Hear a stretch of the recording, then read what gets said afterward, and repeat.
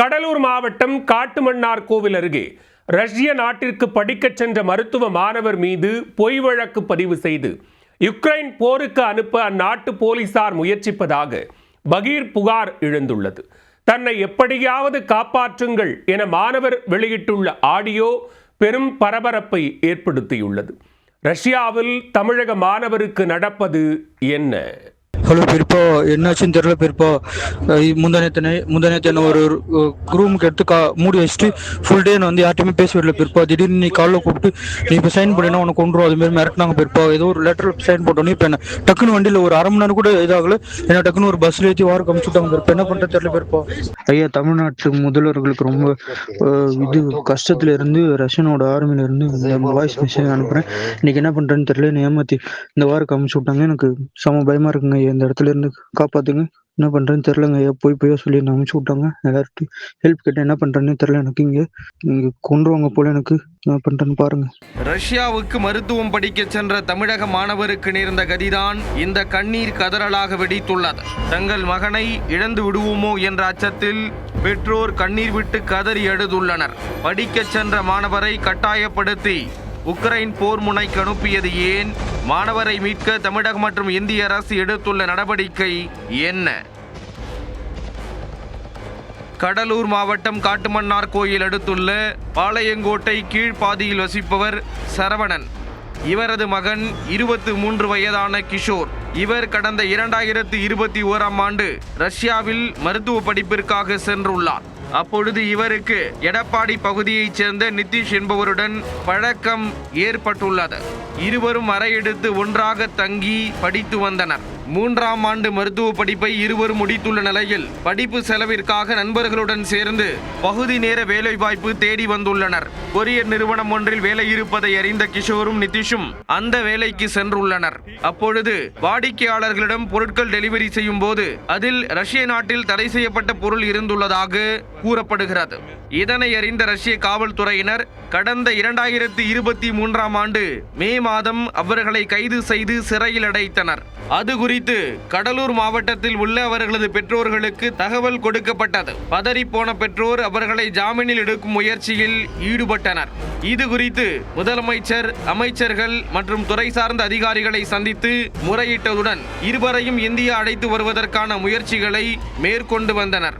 இந்நிலையில் திடீரென ரஷ்ய நாட்டு காவல்துறையினர் அவர்களை உக்ரைன் போருக்கு அழைத்து செல்ல ஏற்பாடுகளை செய்துள்ளனர்.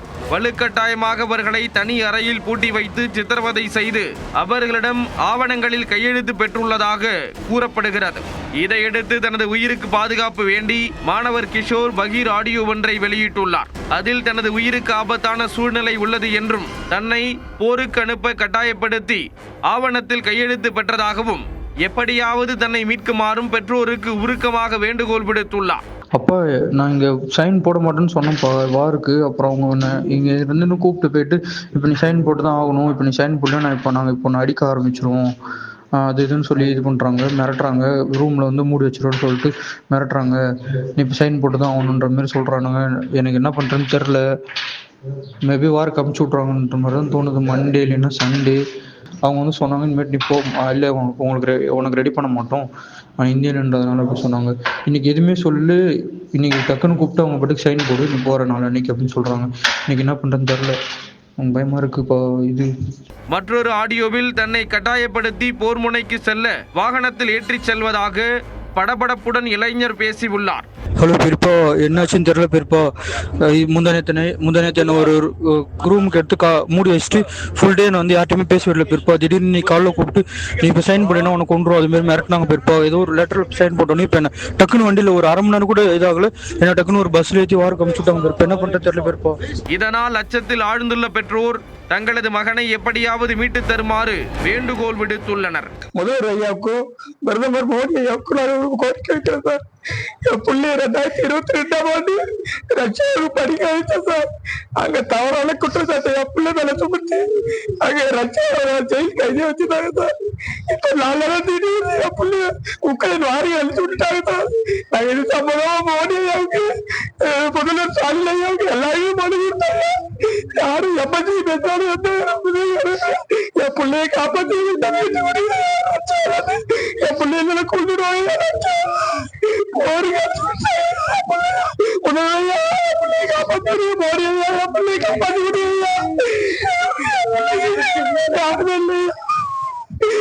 2 வருஷமா போராடி எங்களால முடியலையா.